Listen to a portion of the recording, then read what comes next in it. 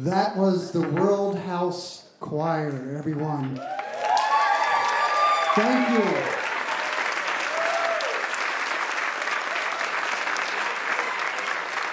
Directed by Dr. Kathy Roma. Thank you.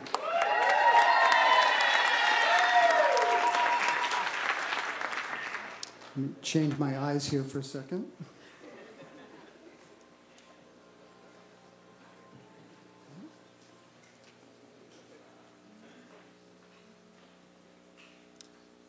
Good morning. I'm Tom Manley, the president of the college, and it is my privilege to welcome you to the fifth commencement of the 169-year-old work in progress, better known to some of you as Antioch College.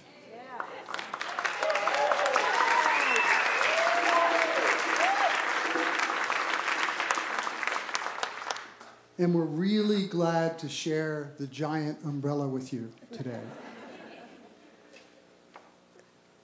Things like big tents don't go up by themselves, and so I want to make sure that we thank all of the hardworking staff, both the members of our staff and the volunteers who have worked these past weeks to make such a thoughtful and careful commencement preparation.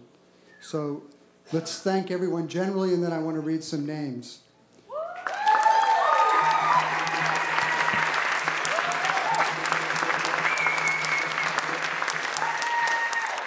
David Atkins, Donna Evans, Nancy Wilburn, Jackie Ashworth, Mike Fair, the whole facilities team,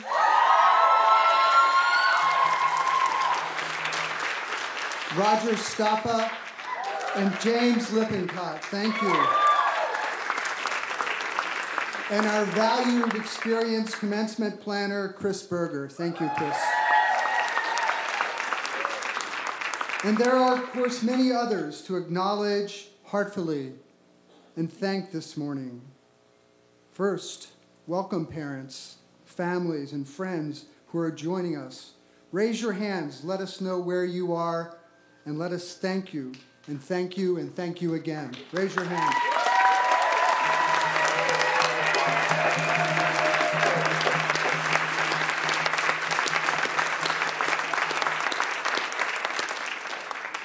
To our Board of Trustees, led by Maureen Lynch, wave your hands or stand up. I think you're over, where are you, Board? Oh, over there, behind there. Yeah. Thank you for your service to Antioch College. To our distinguished speaker for today's ceremony, Shannon Isom, it's a privilege to have you with us. And to each of the dedicated faculty of the college, we salute and thank you for your inspired work with these students.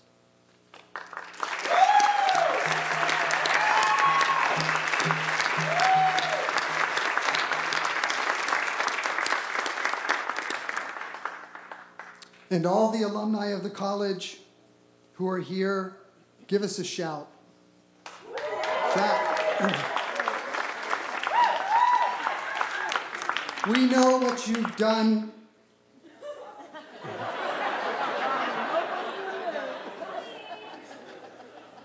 And that this day and this college would not have been possible without you.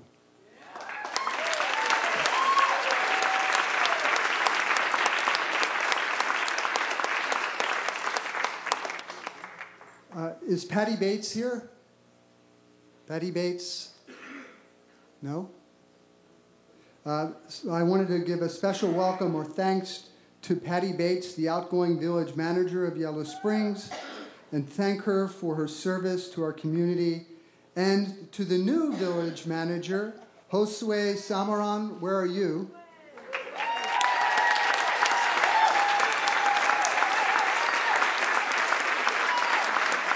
Okay.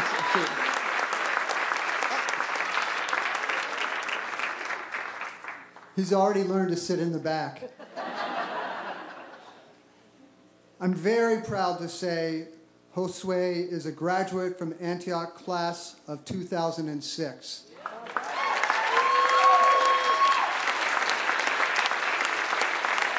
Thank you for accepting this assignment, and thank you to the other village officials who are present and community members who are in attendance. To our provost, Lori Collins Hall, who will be leaving us in August.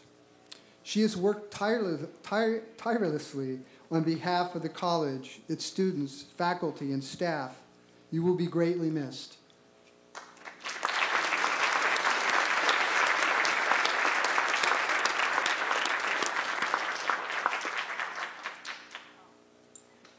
And then there are our very soon-to-be graduates of the class of 2019.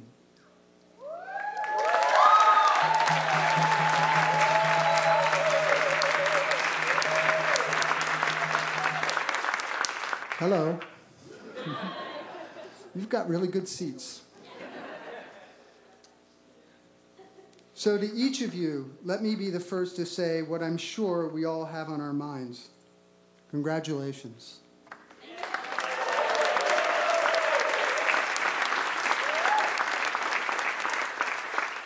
Soon you will be official Antiochian champions of humanity. And you have earned that. You've earned that acknowledgement through your passion, your intellect, and the concerns for the world, your audacity to stand for and with one another, and your sheer determination to own your education. You have helped make a new Antioch possible. So with great joy, joy shared by the many who encouraged and supported you, we assemble to celebrate your completion of this personal and pivotal undertaking. We do so with no small amount of optimism for your future and also for our collective future, because, quite honestly, knowing you are in the world in such daunting times gives us hope.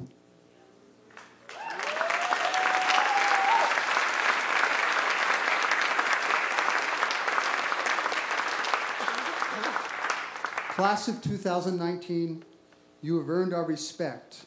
You have been front runners, those who have gone first in imagining and building a college that, despite its long history, has not existed in this way before you and has never been needed in the world, perhaps more than it is needed now. Your individual work, as showcased in Colloquia 2019, is notable in this regard, underscoring how you are already using the education you have claimed here to think and to act for justice. Today, we commend each of you and the singular gifts you have brought to the wider community and to us. Now, some of you may be wondering about this jacket.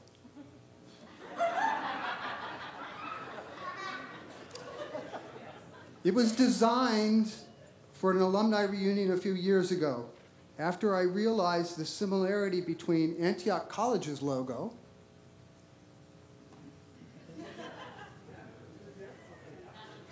somebody stole the logo. Antioch College's logo and the symbol of the Deathly Hallows from the Harry Potter universe, right? And so we thought, and I don't know if you can see this, but, right? So this will be available for inspection and sort of admiration later on as we walk around. But thinking about that, it came to me that there ought to be Lively Hallows. And in honor of Antioch's 3 C's, we put them on this jacket. And the Lively Hallows are classroom, co-op, and community, which in combination are aimed at mastering life rather than death, the art of living in a manner that is more conscious and conscientious about the practice of our actions and influences in the world. In fact, while magical universes can be instructional and entertaining metaphorically, that we inhabit a real quantum universe is beyond debate. In that universe, it is not an option to be ethically unengaged or detached. That idea is among the subject matter of an extraordinary book by the physicist and philosopher Karen Barad, titled Meeting the Universe Halfway, which just by random circumstance, I happen to have a copy of to show you. I highly, highly recommend this book as summer reading. Oh, I forgot, now you don't have to do summer reading. Oh, but I still recommend this book. And let me tell you why by reading you a synopsis, not from the book itself, because it's kind of dense, but from a beautiful poem by Alice Fulton called Cascade Experiment, which incidentally gives the book its title.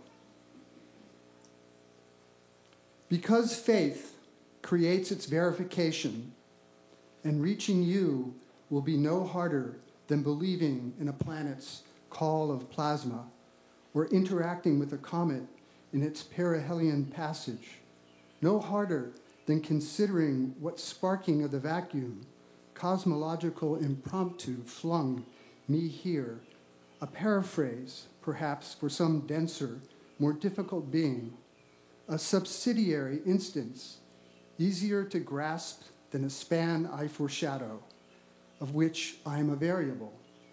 My stance is passional towards the universe and you. Because faith, in fact, can help create those facts. The way electrons exist only when they're measured, or shy people stand alone at parties, attract no one, then go home and feel more shy. I begin by supposing our attrition no quicker than a star, that like electrons vanishing on one side of a wall and appearing on the other without leaving any holes or being somewhere in between, the soul's decoupling is an oscillation so inward, nothing outward as the eye can see it. The childhood catechisms all had heaven. An excitation of mist. Grown, I thought a vacancy awaited me.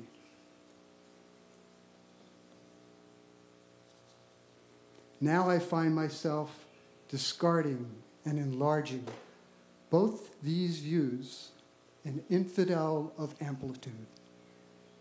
Because truths we don't suspect have a hard time making themselves felt, as when 13 species of whip-tailed lizards composed entirely of females stay undiscovered due to bias against such things existing. We have to meet the universe halfway. Nothing will unfold for us unless we move towards what looks to us like nothing. Faith is a cascade. The sky's high solid is anything but. The sun going under hasn't budged. And if death divests the self, it's the sole event in nature. That's exactly what it seems. Because believing a thing is true can bring about that truth. And you might be the shy one, the lizard, or the electron, known only through advances presuming your existence. Let my glance be passional toward the universe and you. That was Alice Fulton. You have done good and at times exceptional work, but we know your best work is ahead of you. Our confidence in that is based on all you've accomplished to date and on your demonstrated determination, integrity, creativity, and passion, which can carry you even farther than your dreams and forward even when your superpowers may seem to falter. Class of 2019, you have our optimism and our confidence. Your preparation at Antioch positions you as part of a lineage of Nobel laureates, MacArthur Fellows, Fulbright scholars, and leaders in so many fields, but especially in education, science, medicine, and the arts. Now we look to you for ideas, the inspiration and the actions that will change our communities and our planet, making our world healthier, safer, and more just, more meaningful, and more abundant for all. We look forward to hearing the stories of your achievements, personal and collective. We invite you home to Yellow Springs, which I maintain for Antiochians is in the middle of everywhere. Come back to Antioch. Come back often. And we hope, even when you cannot, you will keep Antioch close in your hearts, even as you journey far into your lives. Congratulations, class of 2019. Antioch College, your college, takes pride in each of you. Now, thank you.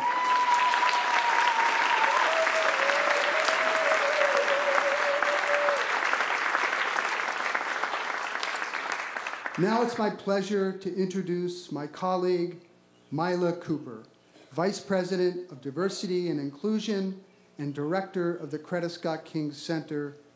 She will give our invocation.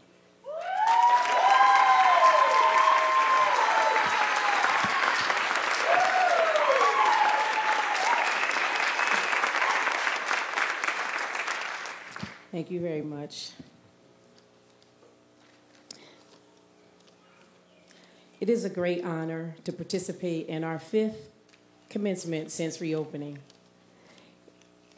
Y'all can clap for that.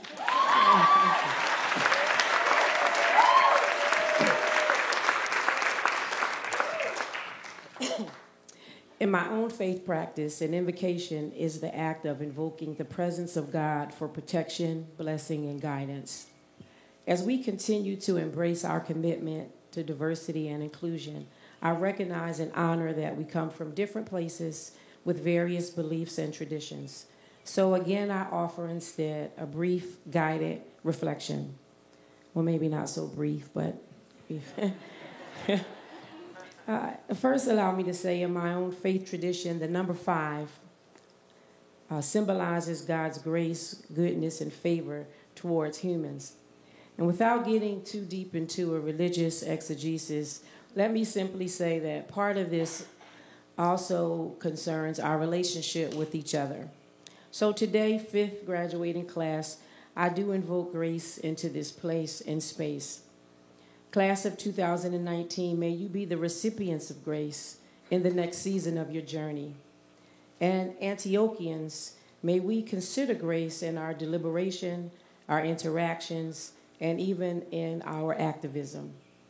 Please note that I'm not referring to cheap grace. There is a cost. There is responsibility and accountability. The grace that I speak of is coupled with justice. This grace will give you power over fear, justice over injustice, liberation over bondage, equity over oppression, love over hate, and hate over despair. Hope over despair. This is what I wish for you. The ability to hope, the grace to hope. And considering the conditions of our world, it would be easy to lose hope. So I share this poem written by Alice Walker entitled, Hope is a Woman Who Has Lost Her Fear. And it was written for an Iraqi mother.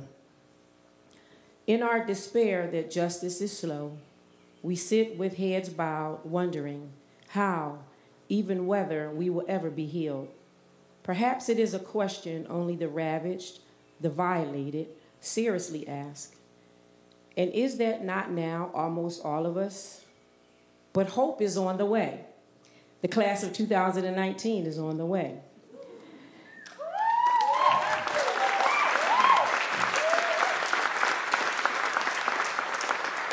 As usual, hope is a woman herding her children around her, all she retains of who she was, as usual, except for her kids. She has lost almost everything. Hope is a woman who has lost her fear.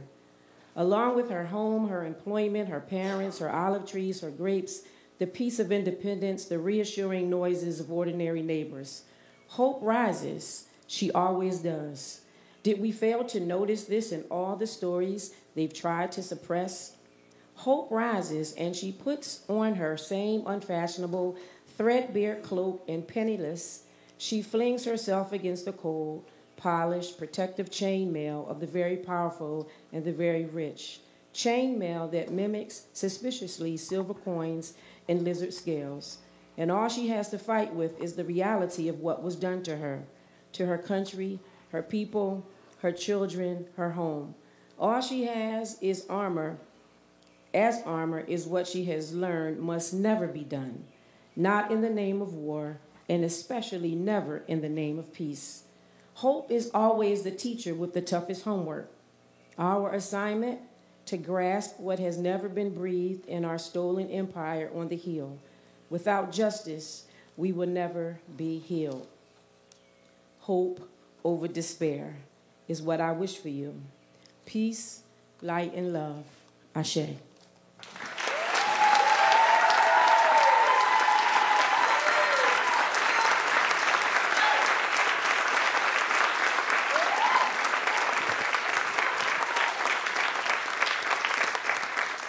And now it's my pleasure to introduce Maureen Lynch, the chair of the Board of Trustees at Antioch College.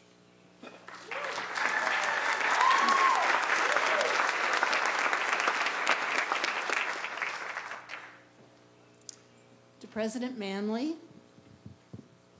distinguished faculty and staff, honored guests, the World House Choir, I should say the fabulous World House Choir, families and friends, and most of all to the class of 2019.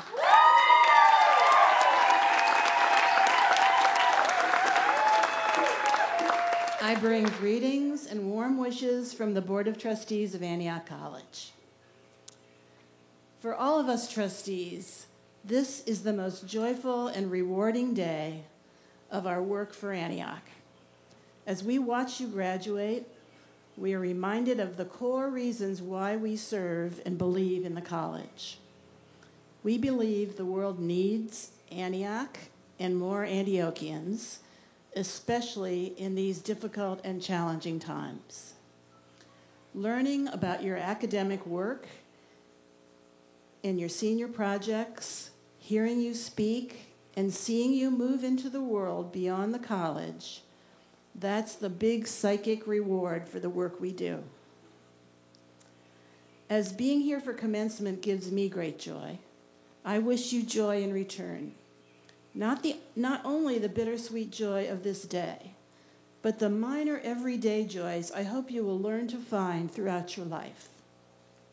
Random joys, like a bird singing in the morning, or a stranger's small act of kindness, or just your own sense of being alive in the present moment. There are millions of possible reasons for joy, but it takes some practice to learn to notice them.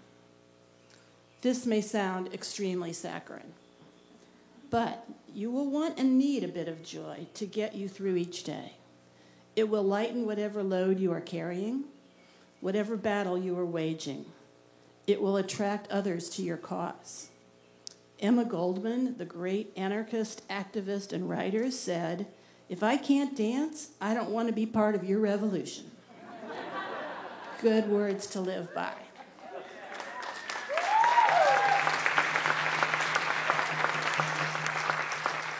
And Congresswoman Ayanna Pressley used the following quote last December at her own graduation. She was leaving Boston City Council to join the U.S. House of Representatives. It comes from the President's Devotional by Joshua Dubois, who was a friend and counselor to President Barack Obama. He said, and she repeated, "Every day we awaken to a gentle battle, and we must decide if we will go in the direction of worry, of weariness, of indifference, or if we will go in the direction of joy, of peace, of equality. As soldiers, in which direction will we march? My wish for you is that you go in the direction of joy. It will help you get wherever you want to go, and the journey will be easier. Sometimes, occasionally, it will make you feel like dancing. Thank you.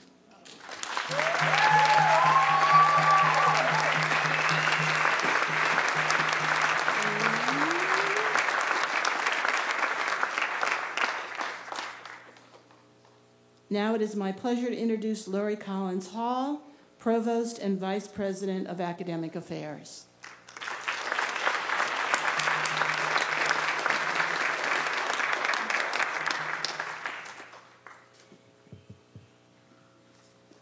Good morning.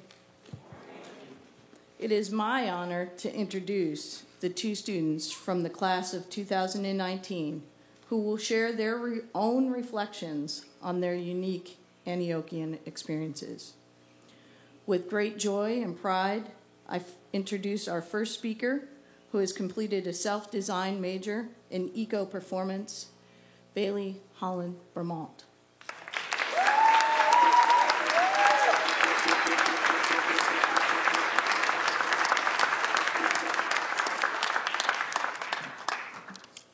Hello.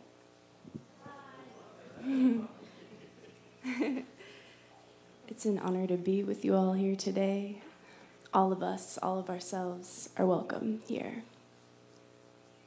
Hi, Mom. Hi, everyone on the live stream. One could say Antioch is a social experiment, a microcosm of current cultural crises, a movement towards liberation of the parts of ourselves that have been denied or turned away from in the shared struggles of our time. Locating and listening into the spaces in between relational beings, one can find an ecological awareness. The way one discovers the world subjectively, rather than a means to an end, an object valued only for its use. Issues of race, class, gender, and the environment intersect in the space in between. How do we begin to liberate our relationships to each other and to ourselves?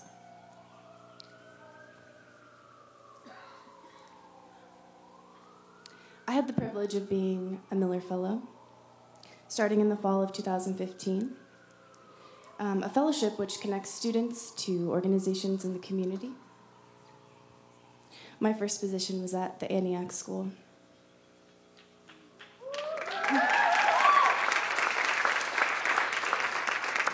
I co-facilitated in the first year of this program called Forest Kindergarten, connecting children to nature, promoting ecological mindfulness, outdoor skills, choice, and community.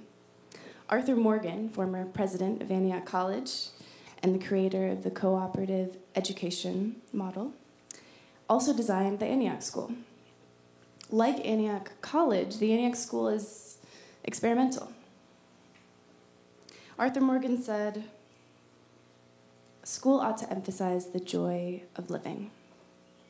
Similarly, in my high school, called the Open School in Lakewood, Colorado, one of their main goals was to rediscover the joy of learning. So this has sort of weaved throughout my education, and I have learned that to get to the joy, we must be present with all of ourselves, particularly in the challenging moments, when the stakes or emotions come in like big waves. We learn to ride them, and then we get to fully experience our joy. In the spirit of experiments and joy, I think of the first performance class that I took at Antioch with Gabrielle Seville.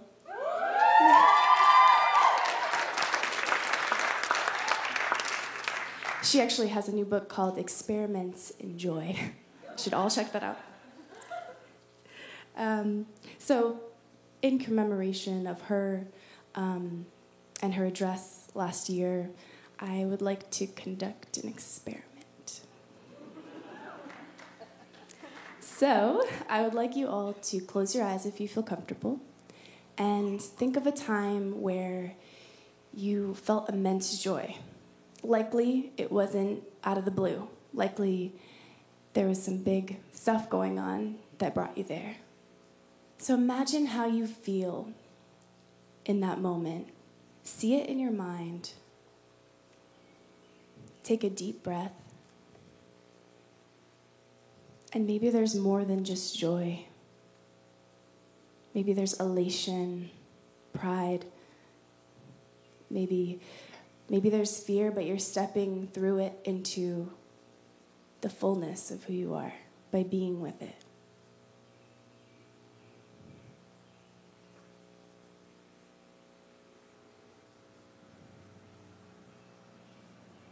And when you're ready, open your eyes and turn to your neighbor and share that experience that you just thought of.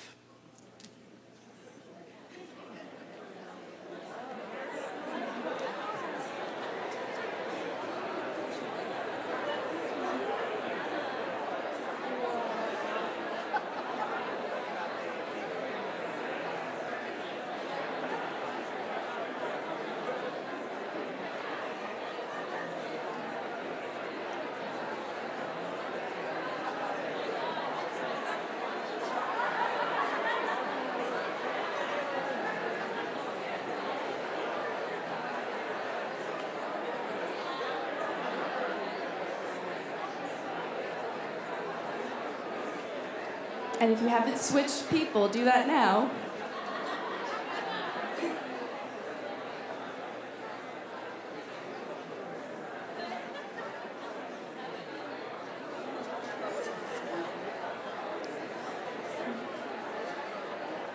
Wrap up your thought.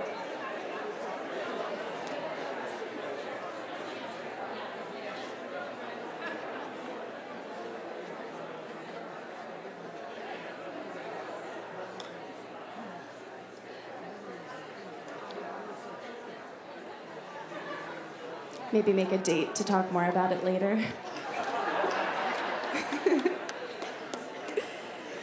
Remember that it's not always selfish to center yourself. So be quiet. Just kidding. And to prioritize your joy, which in this case has come through for us after years of hard work.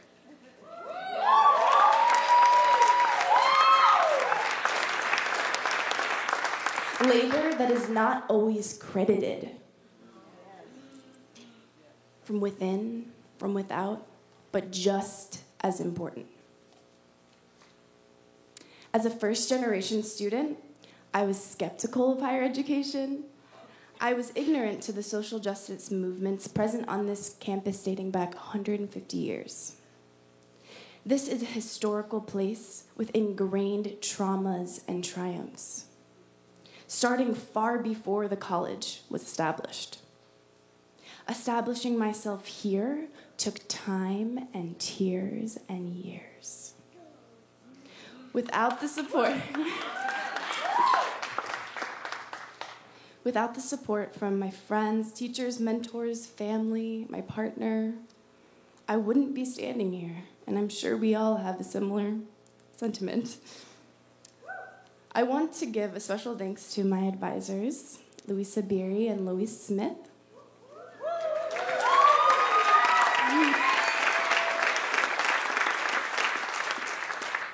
The Dean of the Co-op Department, Richard Krantz.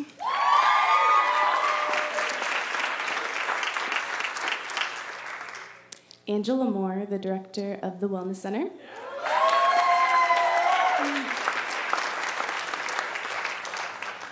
And my unofficial advisor. And Ann Tice, class of '99, who first told me of Antioch in Denver, Colorado, who's here with us today.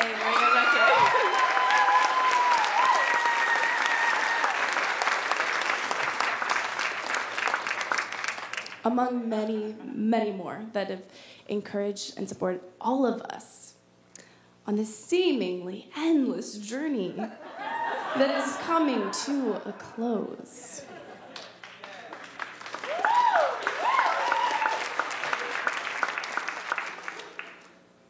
Being an Antiochian requires fierce determination and courage, adaptability, and resourcefulness. From curriculum shifts to co-op swaps, we have been around the world. Argentina, Mali, Australia, Israel, Costa Rica, Ecuador, the list goes on. And back again, right here. We have been through a great many changes, both collectively and individually, over the past 4 years, and for some of us a bit longer. We have changed. Acknowledging the inherent changeability of life affords us the perspective to be active participants in world affairs, our cultures, and our own lives in a way that we do not take things for granted. We take responsibility for our education. We are in the driver's seat. With guidance from faculty, staff, and students we've built relationships with. Those relationships aren't closing, they aren't ending, they're transforming.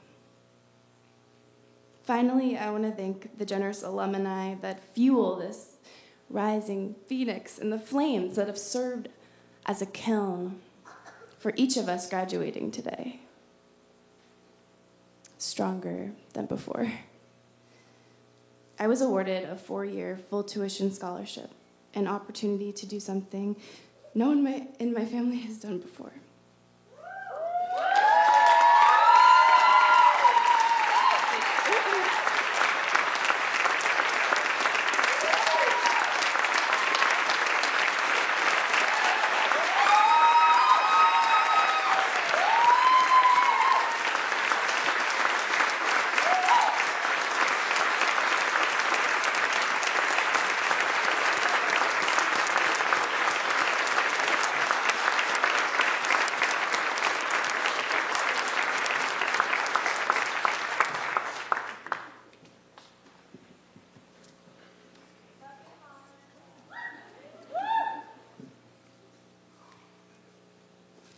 Next, we welcome graduate and self-design major in transnational environmental science and political economy, Hassanatu Anna Samaki.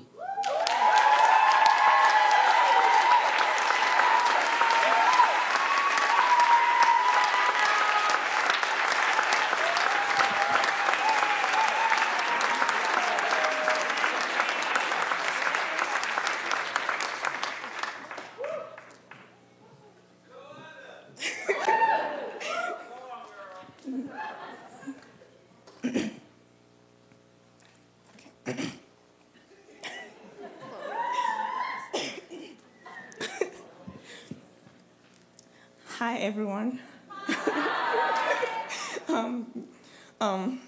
Thank you for coming, beautiful families and friends of Antioch College. We are delighted to have you here to celebrate the achievement of the class of 2019.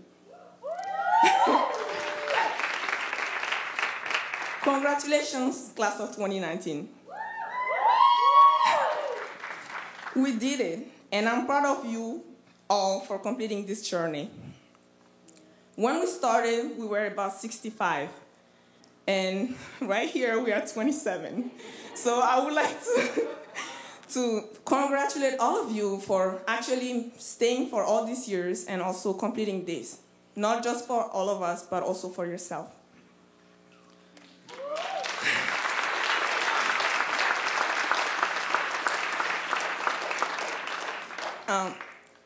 Thank you, Holland, for your speech. And you said a lot of stuff about all of us as a collective. And even though my speech is more focused on myself and my achievement, I want you all to know that I'm doing that because I feel like this, as a first generation immigrant Muslim student in this institution, I want to take my time to be selfless and to talk about what I have done here.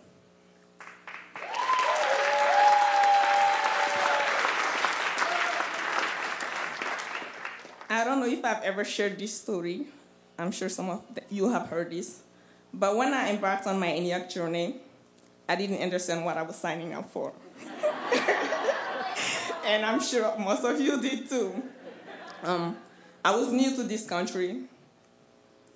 My parents were scared to let me leave New York to come to Ohio because they had never heard of Ohio before. And I had personally never heard of Yellow Springs, Ohio. But my mentor was here, Maria D'Amato. She's an alum. She's sitting right there. She's the reason why I'm here.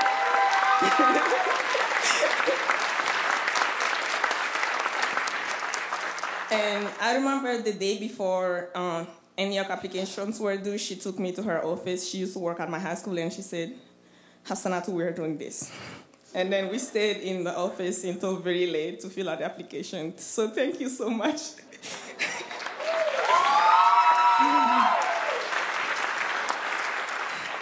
So when I first learned about ENIAC, all I knew was that it was a college that has historically advocated for social justice, has an amazing co-op program that allows you to travel the world, and is one of the few colleges where you can design your own major. And as you've heard, I designed mine. As an activist and someone who loves to travel, that is all I needed to hear to decide to come. Little did I know that this was the beginning of my love-hate relationship with this place. Hate may be a strong emotion, but I've heard countless alumni describe their relationship to ENIAC in this manner. But remember, there is love too. As I stand here today with you and look back at my ENIAC experience, I see happiness, pain, growth, and things in between. I see things that made me want to leave and the things that made me stay. Or should I say the people that made me stay.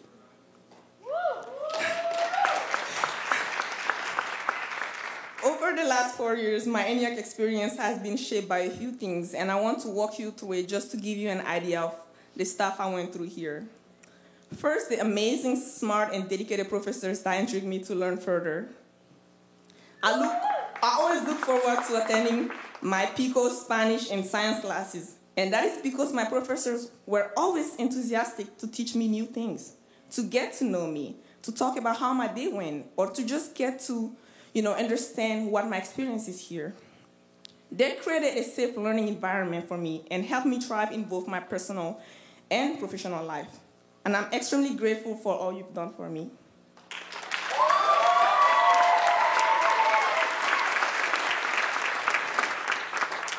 Second, I would like to talk about the mind-blowing co-ops I did in New York City, Bridgeport, Ecuador, and Mali. Through those experiences, I was able to bridge connections between my ENIAC education and the real world. These co-ops have been opportunities for me to win victories for immigrants in New York City, indigenous communities in Ecuador, low-income students in Bridgeport, and helping educate women about environmental issues in Mali. Third, the student, faculty, and staff I developed bonds with. They were my rock. And we've had amazing people like Myla Cooper, Richard Krantz, Kevin Magruder, J.P. Robinson, Didier Franco, Shane Krippenberg, Gerald Rima, Sean Payne, Brian Pack, Dean Snyder, and many others. I would not be standing here in front of you. Attending a school like ENIAC where students are empowered to lead, I had the opportunity to lead many student groups on campus, especially the people of color group. By coordinating this group, I helped facilitate discussions between students of color and the wider ENIAC community. I helped with the list of demands, we've had many over the years, and helped create safe spaces for students of color and fiercely advocated on their behalf. Also, I had the privilege to serve as council president. And through this position, I served on the senior leadership team and helped shape policies, facilitate community meetings, make decisions, advocate for minorities, and coordinate between the different bodies of the ENIAC community. In addition, my work as a Miller Fellow at the Corotasco King Center provided me with the opportunity to learn further about social justice, leadership and program development, and interact with students from various backgrounds. Though all I've mentioned so far have been great experiences, I would like to underline that I struggled a lot over the past 4 years. Some you might have heard of, some you might not have heard of. But as a first-generation immigrant Muslim and a black woman, when I look back at my ENIAC experience, I believe it could have been better. Without dealing on specifics, I believe the administration could have better supported me and the numerous students of color that have left quarter after quarter. And I'm sure I'm not the only one who's lost all those friends. I'm sure all of you have, and the college also has lost many people that could have contributed to, a greater world for all of us. I believe ENIAC will make great efforts to support students that are first-generation students, immigrant students, students of color, LGBTQ students, and students with learning disabilities. I believe this is the vision we should aim for. Despite all the downfalls I experienced, I stayed because at heart I know ENIAC has the potential to do better. And will do better if we work together to walk our talk and to execute the visions we have so beautifully laid out, but often struggle to accomplish.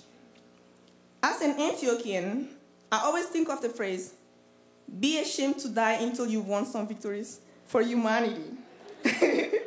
And my message to all of you is that I know that the education we got from ENIAC will not let us sit and watch the world burn.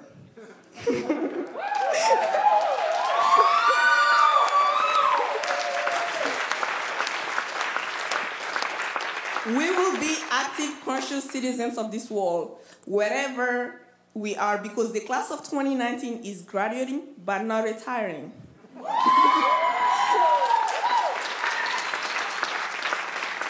I look forward to hearing about all the amazing things you're going to be doing in the world to make it a safer and just world. And I'm also looking forward to being an active alumni, because I know that if I hadn't spoken to Maria 4 years back then, when I was in high school, I wouldn't have been here. And I want to be that someone for someone else.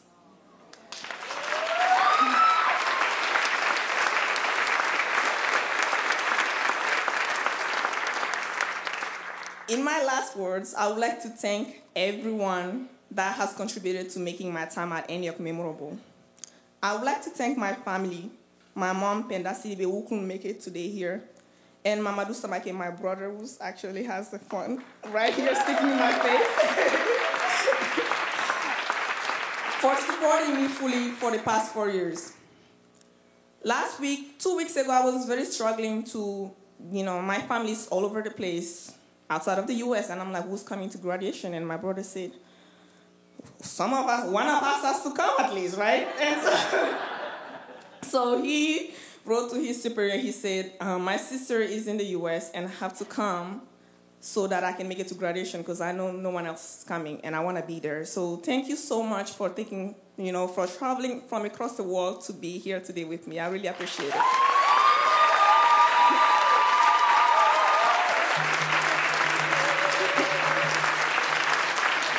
Thank you all, and have a good day.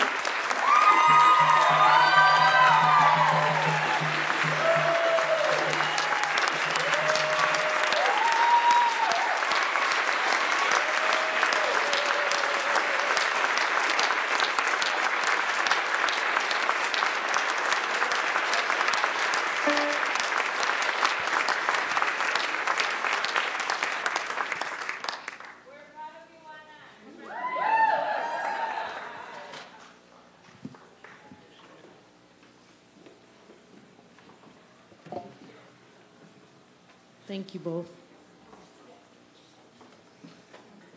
You hear it in their speeches. You hear it in their senior projects and presentations. You hear it in dinner and lunch and in their conversations late night. The staff and faculty of the college that surround and support these students are also an incredible part of their experience.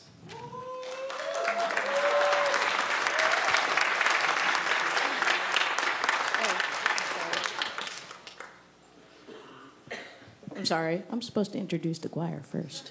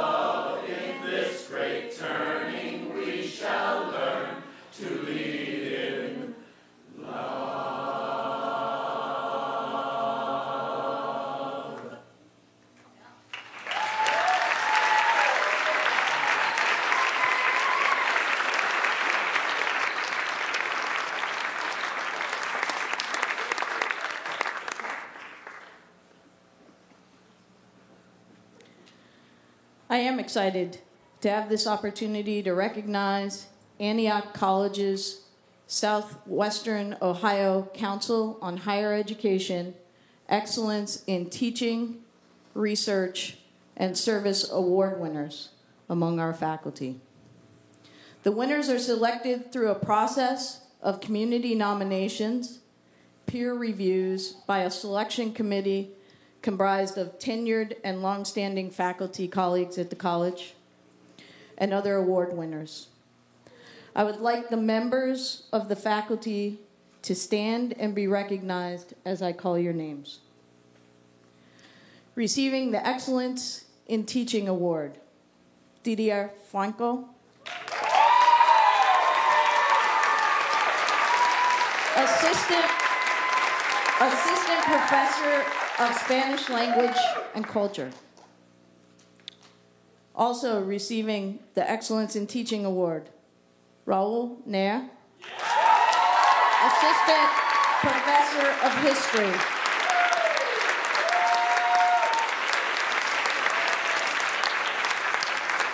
Also receiving the Excellence in Teaching Award this year, Professor Dean Schneider, Assistant Professor of Political Economy.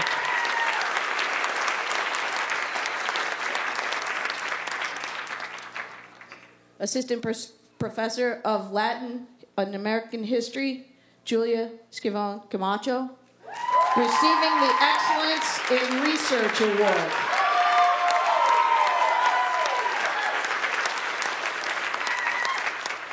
And the Excellence in Service Award for this year goes to Assistant Professor of Literature, Marianne Davis.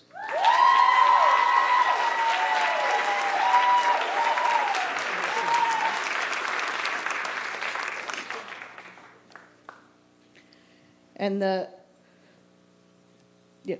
Excellence in Research Award also goes to Assistant Professor of Biology and Environmental Science, Brian Cott.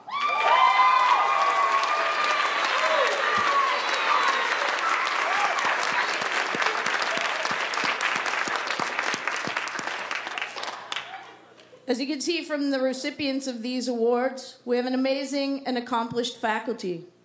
While only a few of the faculty can receive these awards in any year, they exemplify the talented and inspiring faculty that teach and mentor our students every day at Antioch.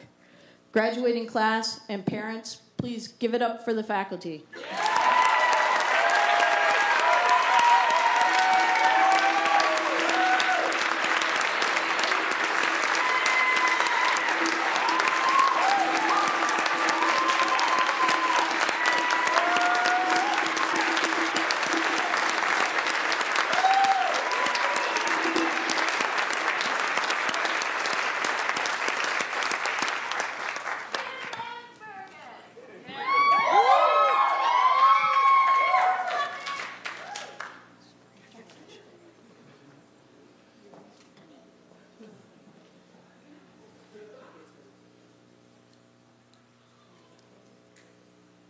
I know Kim wishes she was here.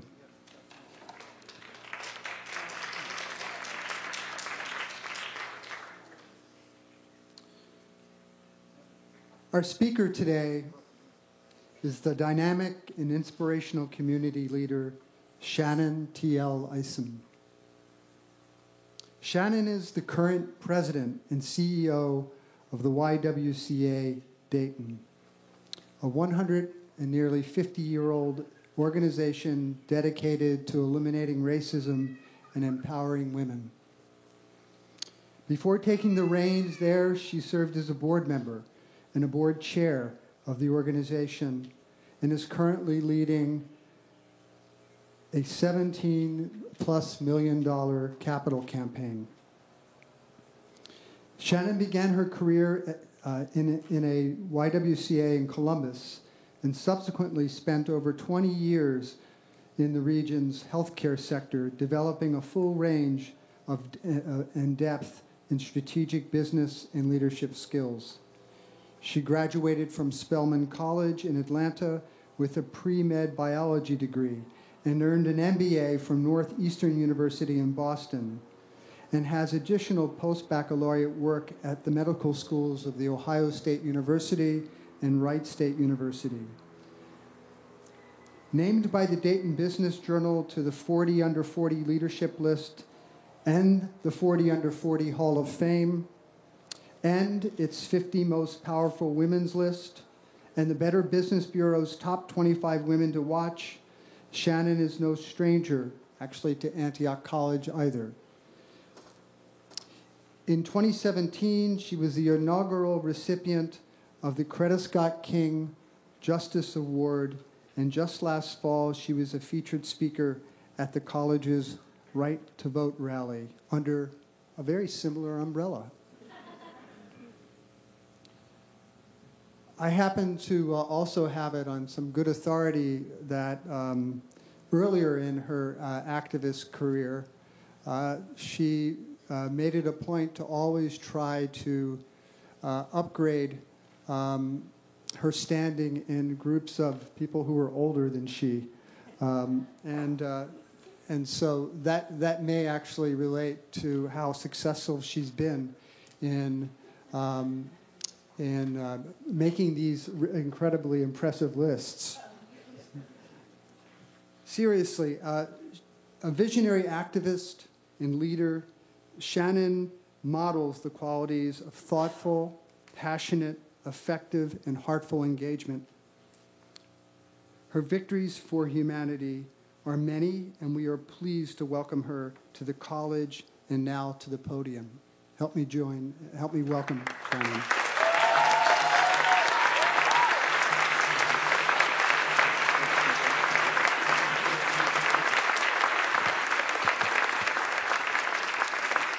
Thank you.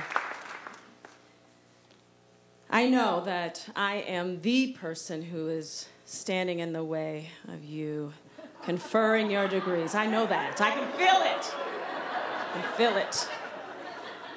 But I'm going to ask for just a moment. I'm going to ask for you all to center yourself just a moment, because as long as this is taken, this moment in itself is fleeting. And so I want you to journey with me and stand still to understand you are on the precipice of your next. And you don't want that to go too fast. So go with me and come with me as I ask you, and I ask for the audience to indulge me as I talk to just the students. This is your moment and this is your time, and I am so thankful that you asked me to be a part of that. It's special and it's sacred.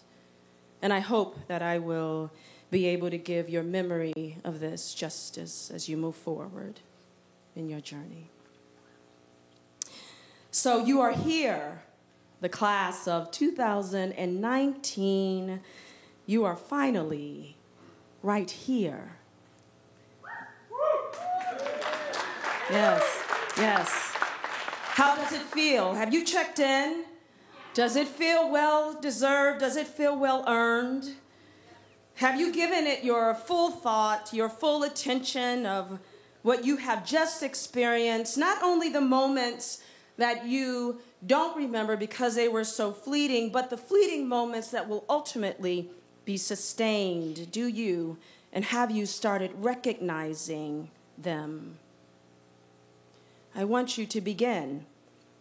Because, see, there have been many people in your seats. There have been many people before you that have attended classes and made friends and memories and have been challenged and thirsting and pressing in for their knowledge, doing many of the things that you have already done, learning from the same teachers, the same books, the same curricula, and they themselves have also thrived. See, many people have been in your seats.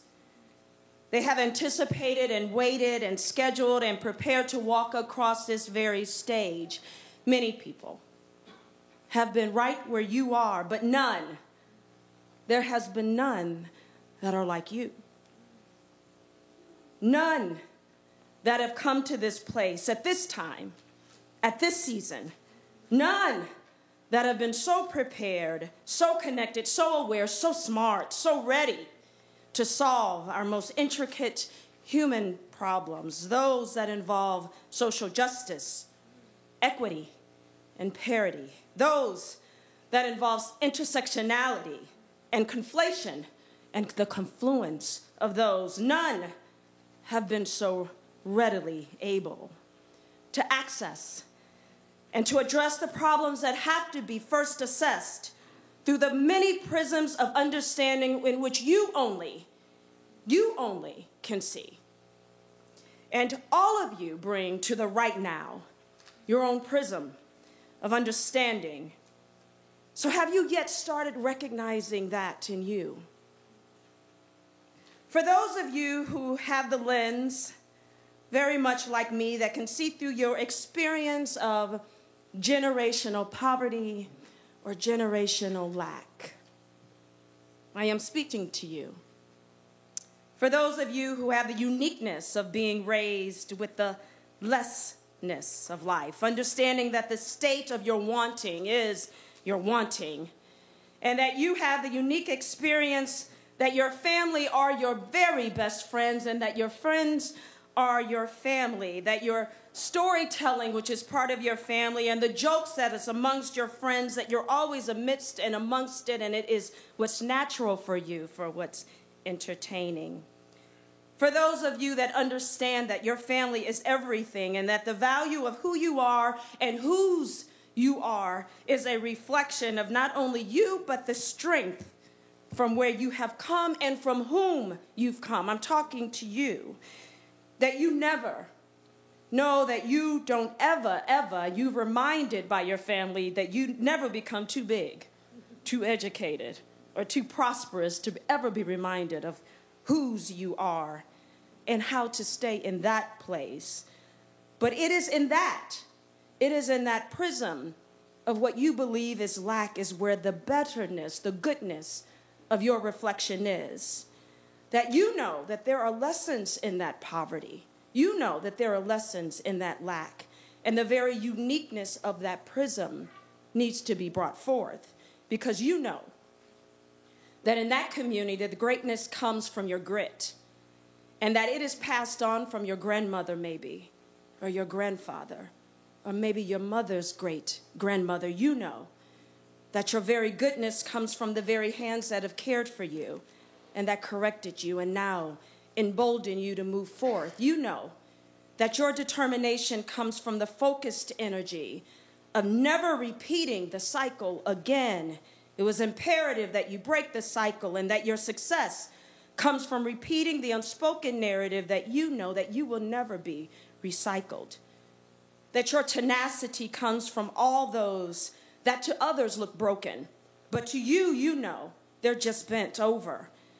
They are a living manifestation of the strength it takes to live moment by moment from the weight of life and of injustices and of disparities and lack and mistreatment, and what appears to others as apathy, you know, is their strength.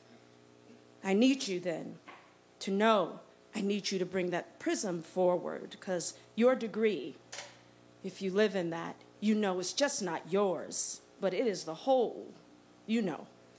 That the shared success and the pride and the honor of you being right here will be celebrated, not only because it is worthy, but also because you are a manifestation of breaking the generational cycle of poverty and of lack, you know.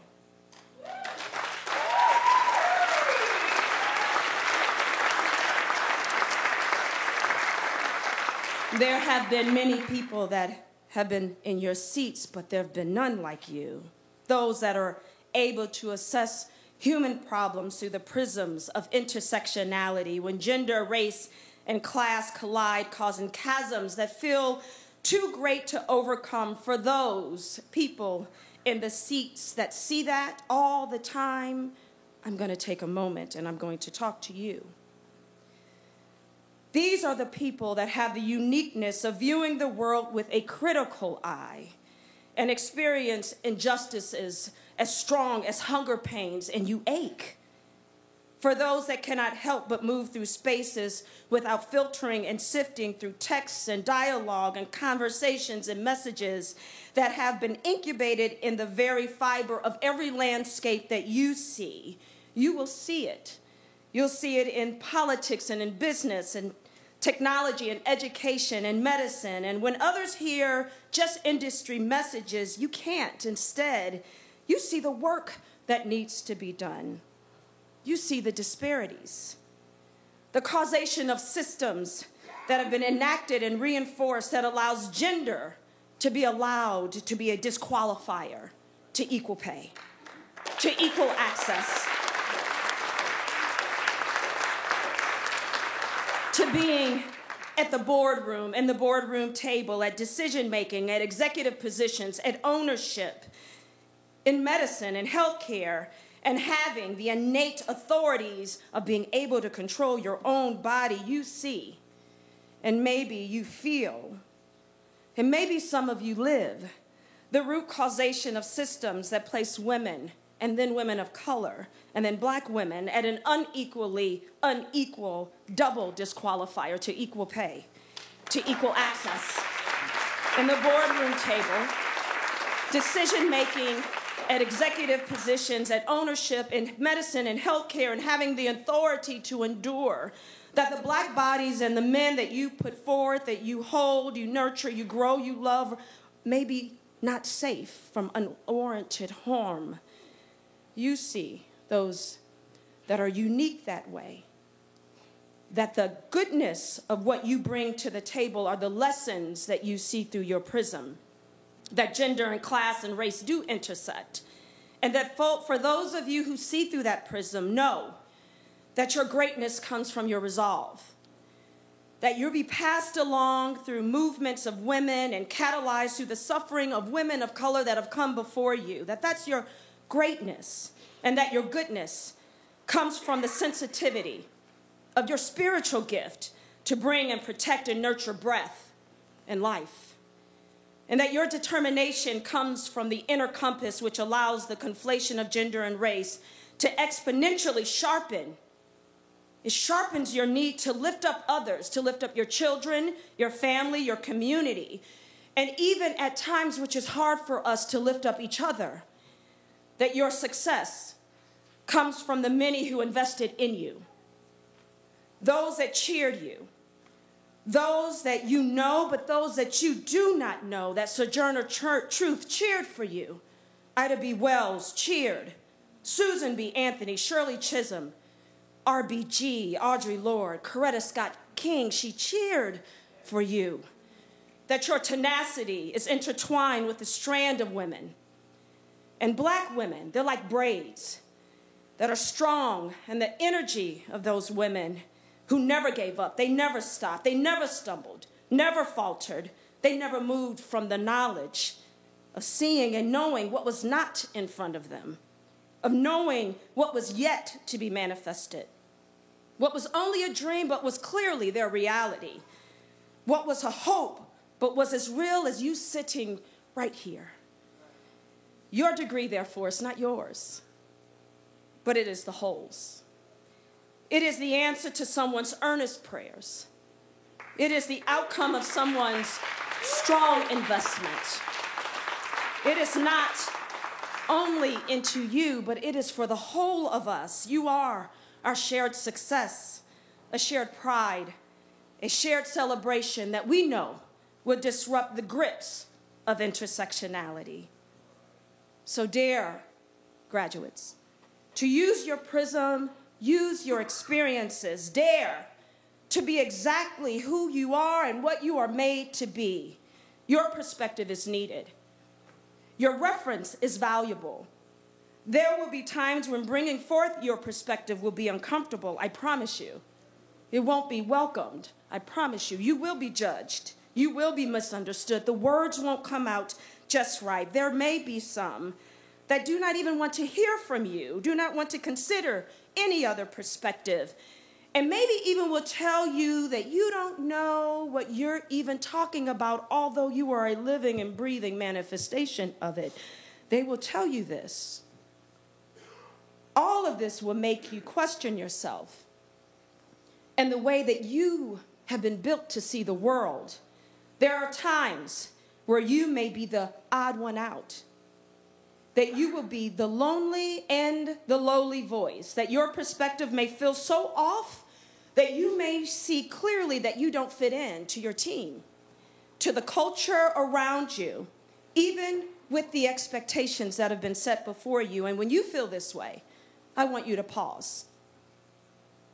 There's learning and the understanding of who you are within these situations and things that feel uncomfortable. And as you are learning yourself and others, start daring yourself in those moments to be more of who you are made to be.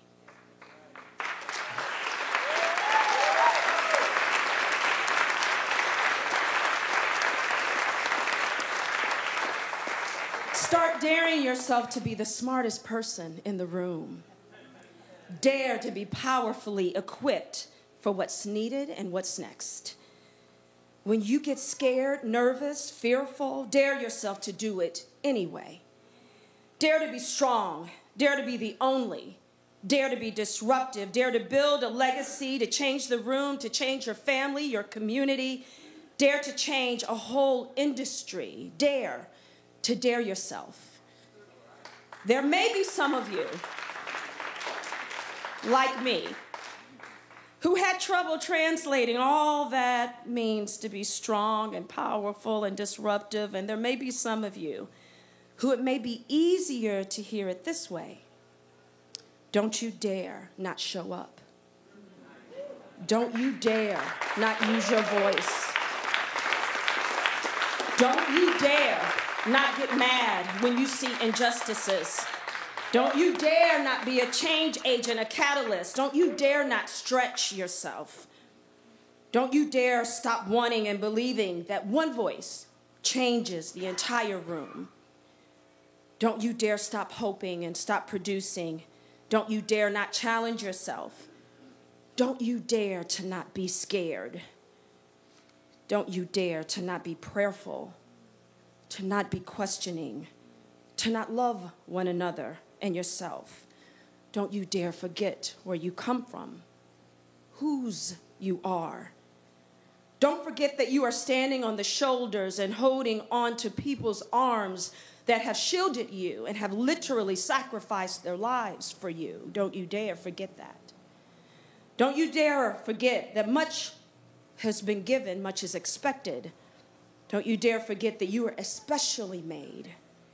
And don't you dare forget to be thankful. Don't you dare to not count. Don't count your mistakes. Don't tally others' errors. Don't forget that we are human, and because of that, we are frail. Don't you take yourself too seriously, and at the same time be very serious about the work you do.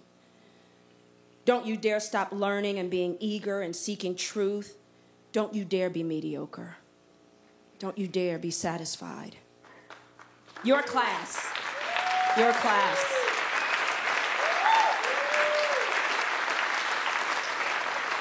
The Antioch class of 2019, you were especially made. There have been many in your seat, but there have been none like you. You may not know it yet, but the power that you possess and the prism in which you see the world is your literal strength. Know that there will be those who have meeker voices, smaller stages, what may appear to be inconsequential dreams. They won't have as straight of a posture as you had yesterday, today, and even your more tomorrows. But know, as we know, that you are someone's dream. You are someone's hope. You are their answer, their masterpiece, their hero. You may not see it yet, but you are someone's inspiration, someone's understanding, someone's chance, because you're in the room. Know that the table has already been set for each of you, that the energy, the space, it just adjusted to make room for you, just for what you have already been made to do. The class of 2019, welcome.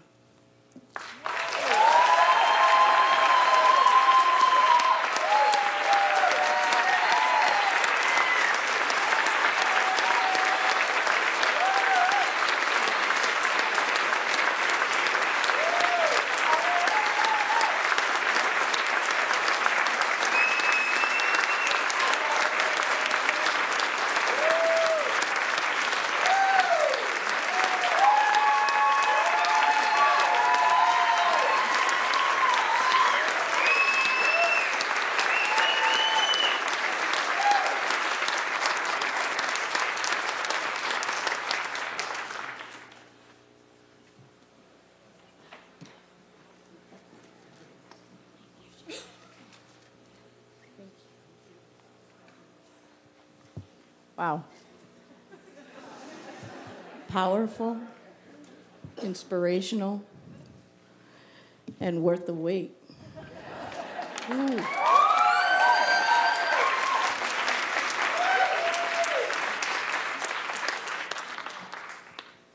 There really is only one way to follow that.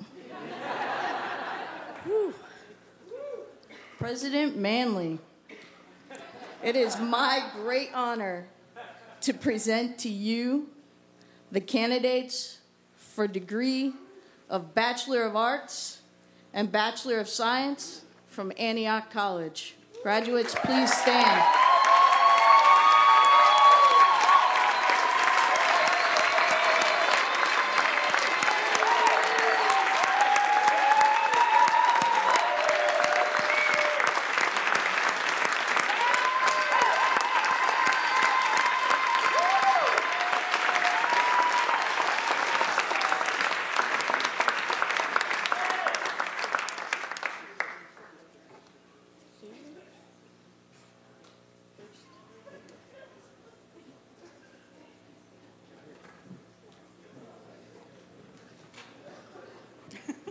Thank you.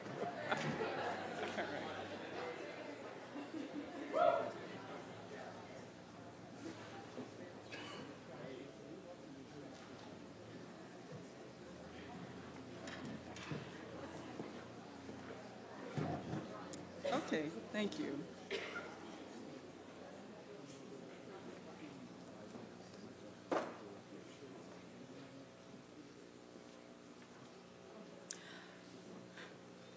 Deep breath.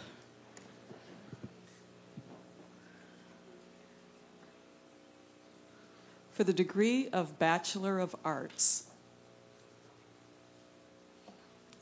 Amanda Jean Akers, self-design major, advanced creative writing with a focus in magical realism, summa cum laude.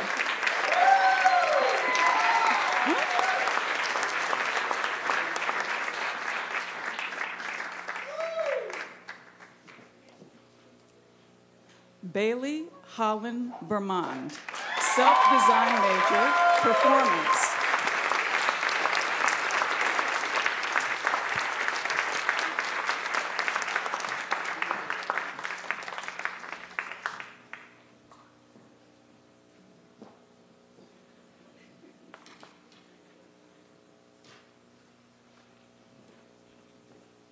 Tyler Clapsaddle, media arts major.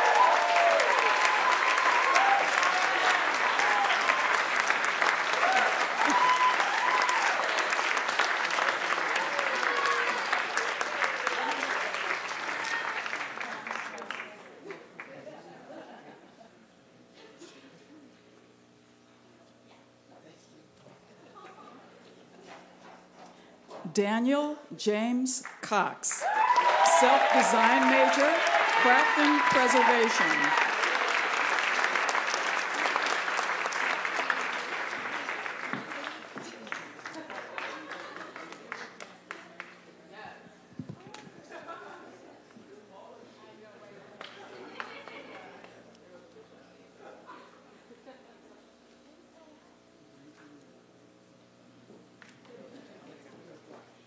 Jocelyn Alejandra Cruz, psychology major, Spanish language focus.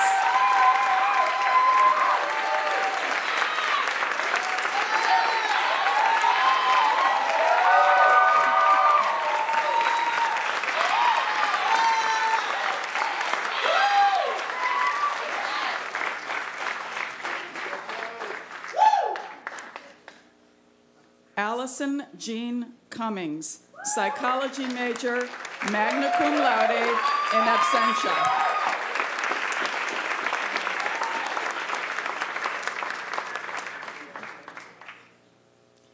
Michelle De Leon, self-design major, methodologies and migration studies.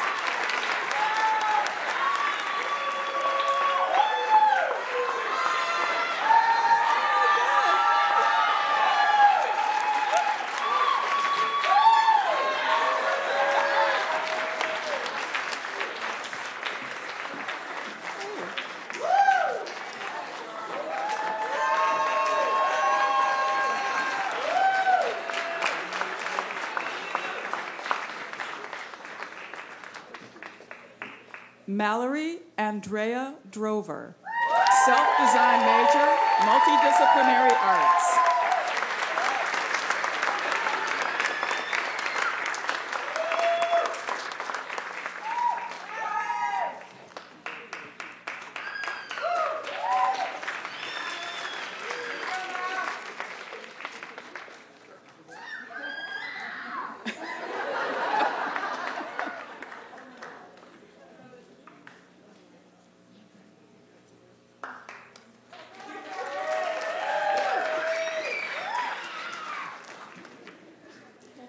Tabitha Louise Drover, history major.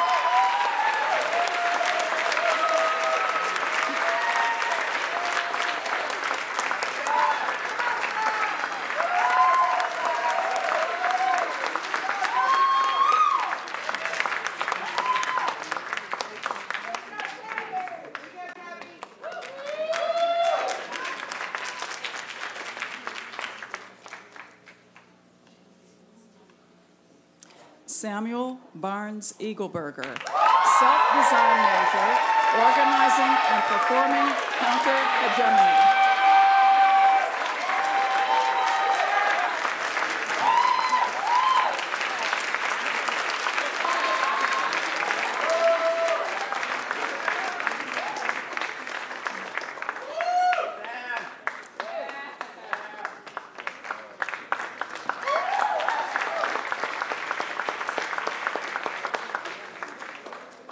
Luther Rayfield Ellison III in absentia, self-design major, media arts post-production.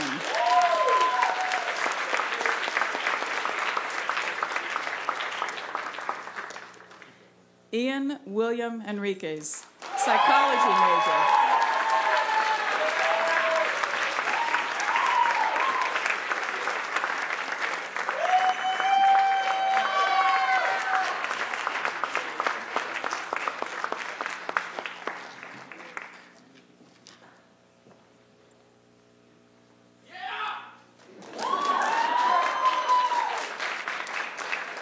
Rachel Rose Isaacson, political economy major, cum laude.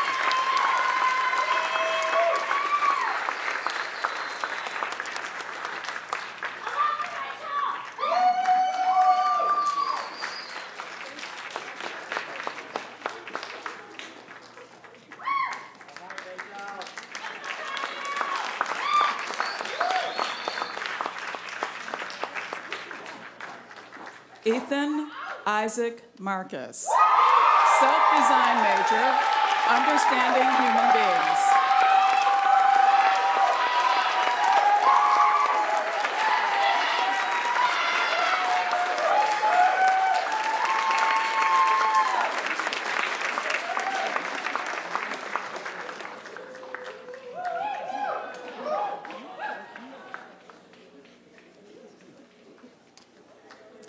Will the second row please rise?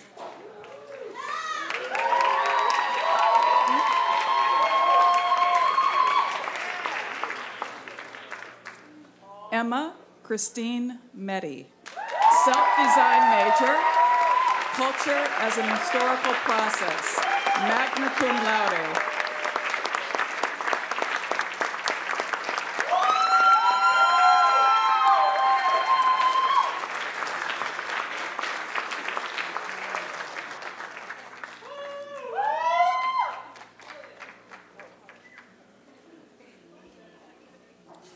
Alyssa Navarrete, self-design major, ethnological arts, Spanish language focus.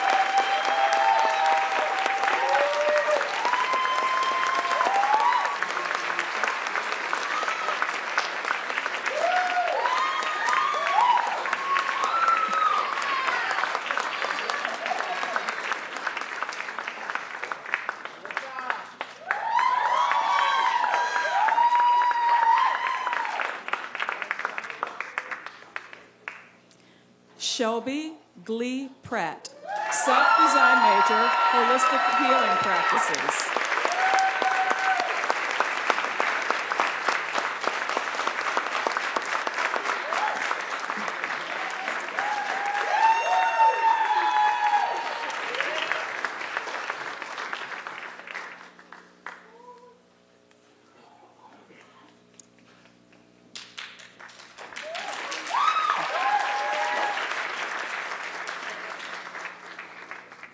Mari Kishuki Smith.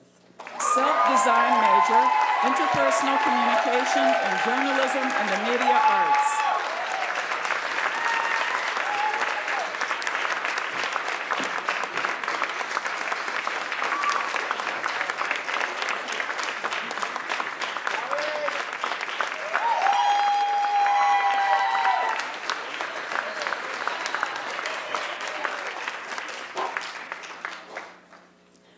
Julian Michael Jelleret Steinbach, psychology major.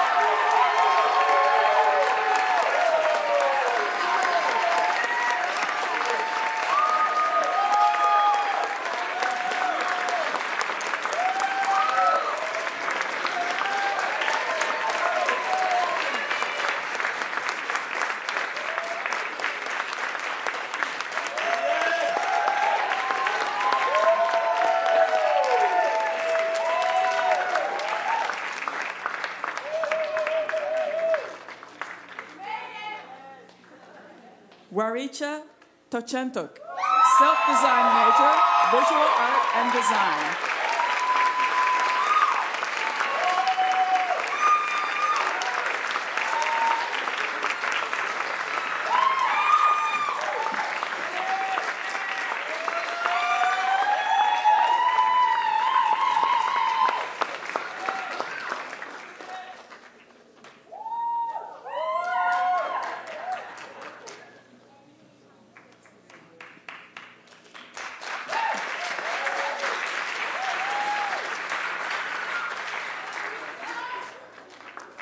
Noah Yazger, self-design major, communal studies.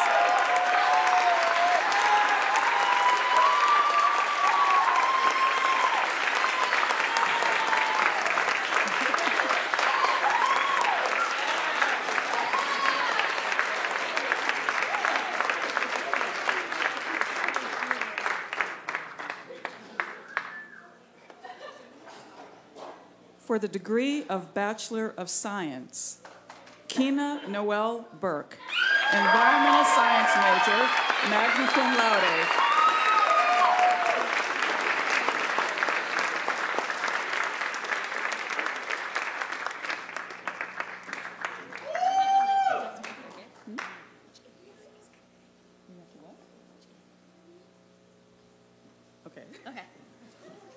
Sorry to interrupt. I just want to acknowledge Kim Landsbergen, who couldn't be here today. I know she really wanted to be, but I really want to take a moment to thank her for all her hard work.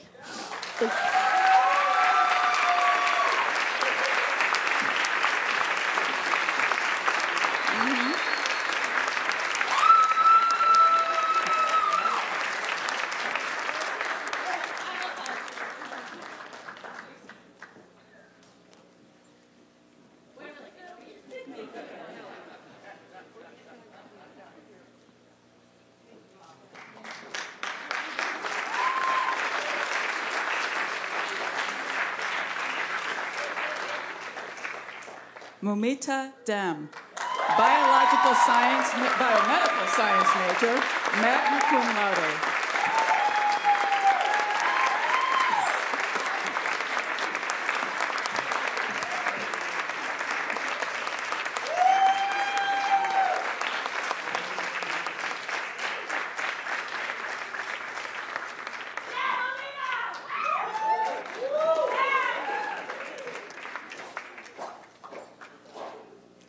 Lanique Chanel Dawson, environmental science major.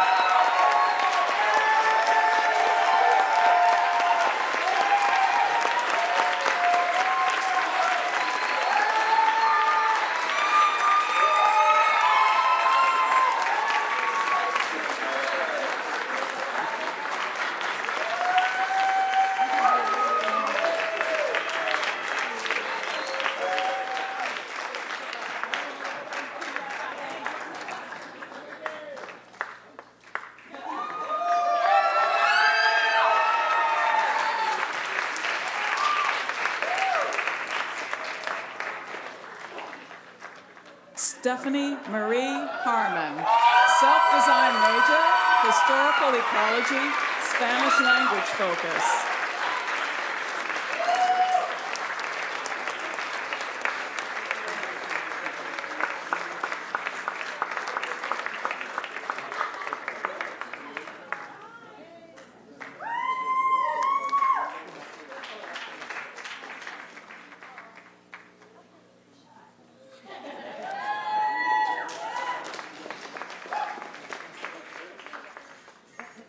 Hasanatu Samake, self-design major, transnational environmental sciences and political economy, French language focus, Spanish language focus, magna cum laude.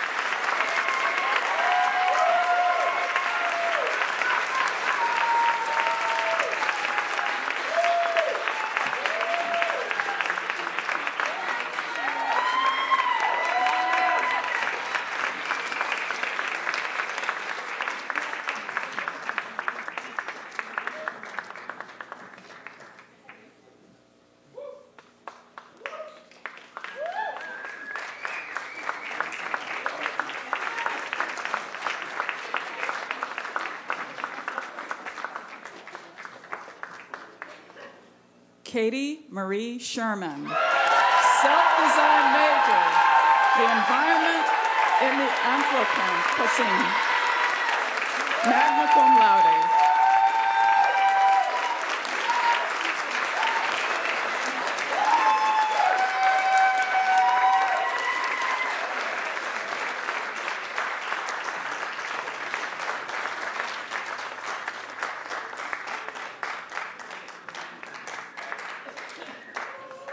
Family and friends, trustees, faculty, staff, alumni, other students, everybody here, please join me in congratulating the class of 2019.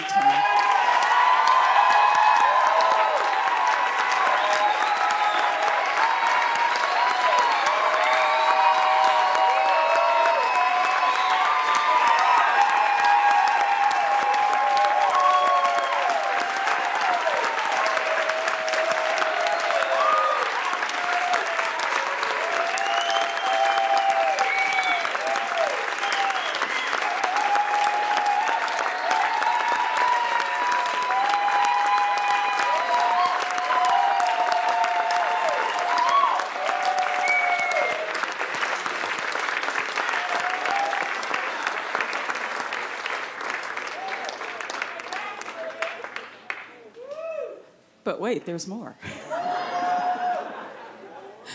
Please welcome Karen Mulhauser, President of the Antioch College Alumni Association.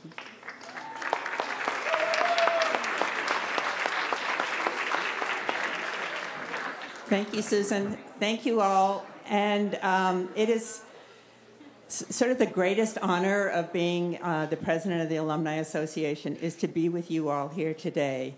And I know there are other alums under this intense commencement. Could all of the alumni please stand so we can be recognized? Thank you. That means the first two rows.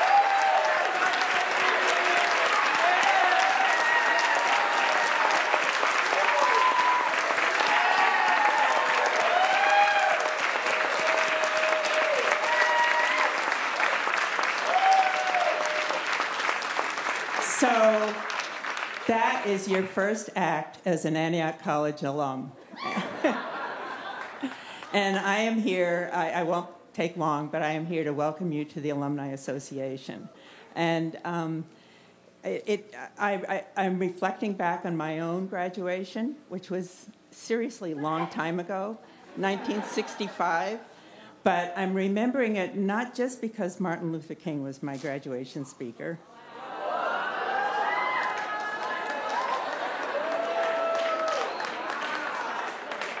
And it's not just because my 50th anniversary was on the first graduation of the new Antioch College back in 2015. But seriously, I'm reflecting back on what I was feeling that day. And it was two really conflicting feelings. One was, thank God I'm graduating out of here. But then the other was, oh my God, what am I going to do? I'm out of here.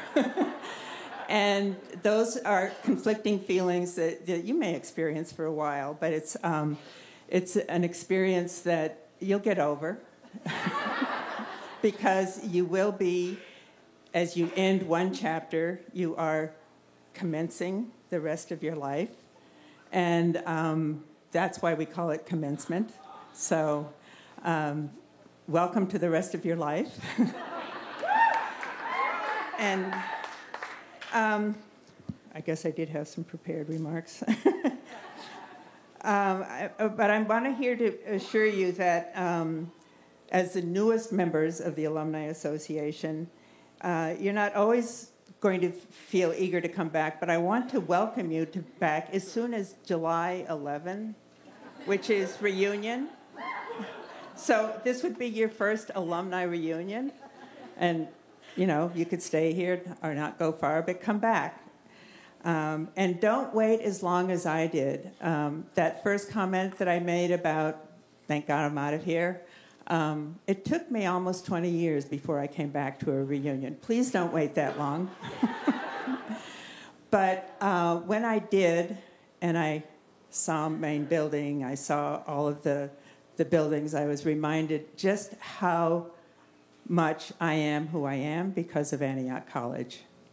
And I really hope that you will feel that way and share it with us at reunion in a couple of weeks. I won't say it again, okay? But in some respects, and people who know me say, you really have never left. I was on the alumni board back in the 80s, and here I am again on the alumni board. And as president, I get to be on the board of trustees. So it's not that I've never left Antioch. It's just that Antioch has never left me. And that is something that you will experience as well. Listening to some of the other remarks, and I congratulate all of your speakers this morning, but I'm reflecting, and 2 years ago, I was asked to give the keynote speak at an all African American women's conference annual meeting on self-care. And I said, why an old white lady who grew up on a farm long before the internet? And they said, well, you've been taking care of yourself. We'd like you to do that. So what I did is I wrote a letter to my teenage self that started out, you're not always going to be this shy. And just the 3 messages that I left for her was, be sure what you're really passionate about and find your course that way. Because I studied sciences. I was a biology major, and as that shyest student on campus, I hid out in the science building. It was okay to do that as a science major. And but I changed after a couple of years of graduate school because I was going to do medical research. I thought I'd rather be with people than with rats. So I changed. And I've been taking risks ever since. And so take risks is the other thing to think about. That was the lesson I gave my 15-year-old self. And then the third lesson was, we are going to work best when we work in community. And that I got from Antioch. And whether it's been as running national organizations or whatever I've done, it's been horizontal leadership, and everything I've done has been in community. So all of us on the alumni board are really proud to be Antioch alums, and we have been able to we're proud that we've been able to raise the necessary resources to support Antioch through good times and bad, and to promote and advocate for Antioch College. And so as I welcome you to the Alumni Association and encourage you to not wait as long as I did, but to come to us on the Alumni Board and in the Alumni Association and offer us advice on how we can be most supportive of Antioch College and how we can recruit the Antioch students of tomorrow, because you know what Antioch is, and we need your advice as you are now part of the Antioch College Alumni Association. So as I close my welcoming remarks, and as you transition to your new lives, we hope you will reach out to us and celebrate what Antioch has taught you and what you have taught each other, and have a good life.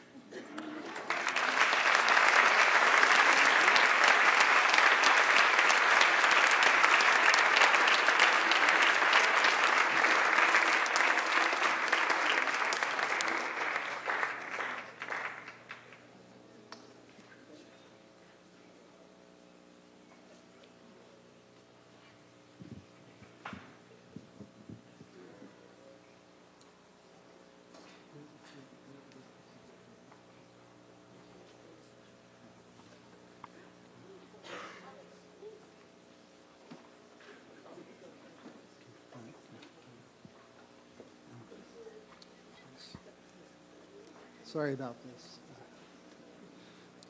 Oh, there are words on this. It's amazing.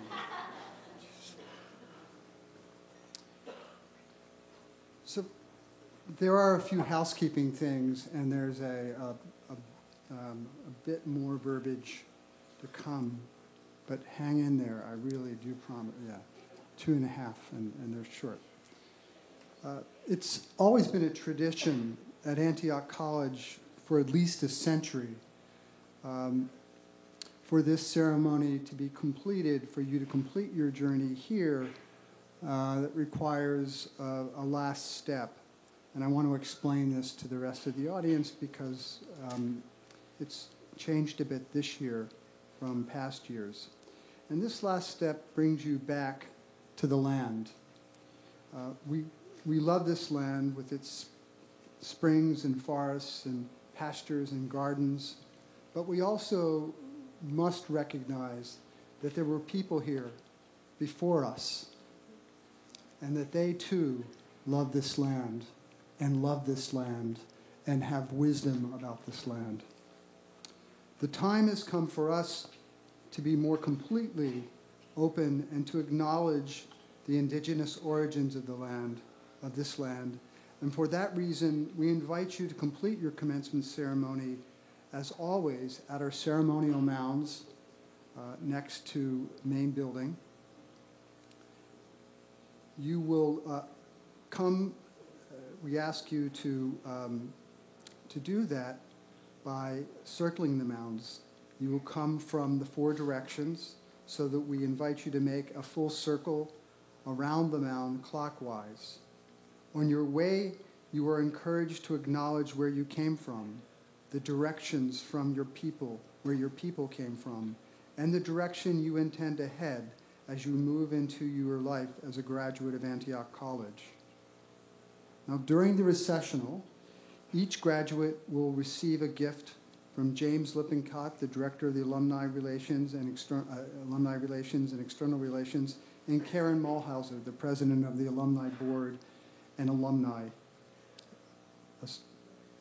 At the close of the ceremony, we will ask families and guests to remain seated while the graduates recess out to my left, your right, of the tent and move to the mound, which again is next to main building. When the graduates have left, family and guests can follow and watch the graduates circle the mound. First, thank you all for being with us today to celebrate the achievements of our graduates and the 5th commencement of the newly independent Antioch College. Special thanks to Shannon Isom for an unbelievable speech.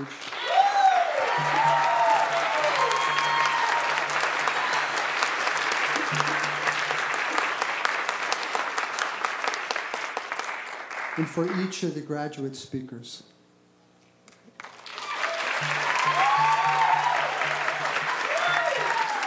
Now I promise, we're getting really close now.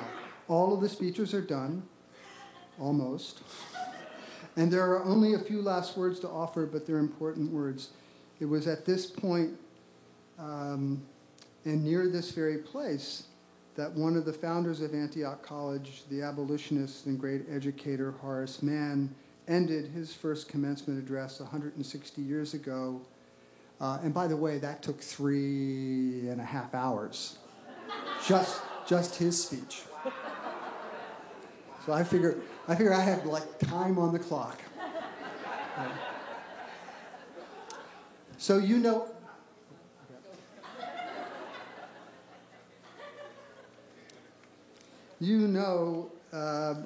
the words that he ended his speech with, right? All Antiochians do. So you give me the first part. Until winning some victory for humanity. Okay, now when I first read them, I thought, wow, those are heavy expectations. Horace Mann, really?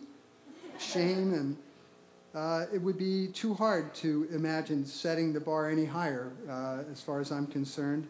and I don't think we can or we should. However, I want to call your attention to the words that come right before "be ashamed to die," because I think there's something that we often forget, the momentum that really allows us to carry through that commitment over a lifetime. And those words are, "I beseech you to treasure up in your heart these my parting words." Treasure up in your heart. A lovely, touching way of saying, don't forget this. But it's more than that because of where he is locating the idea. Not hold in your heads, those brain-filled powerhouse thinking machines that have no off switches, but in your hearts. The heart that is often overlooked, underrated, underutilized, a miracle of our bodies and our universe, our hearts, the beating, living thing which we place our hands over to swear and promise and show our sincerity of intention and our love. So before you set out to win victories or take the burden of shame for failing to do so, consult your heart. It's far bigger and fuller of wisdom than you might imagine. But like any muscle, you have to use it. Allow your hearts to open to the world and to yourselves. Class of 2019, and our hearts and our love go with you. And now, for real, there's no more pages. Please, my friends, peace to all of you, and join me in congratulating one more time the class of 2019.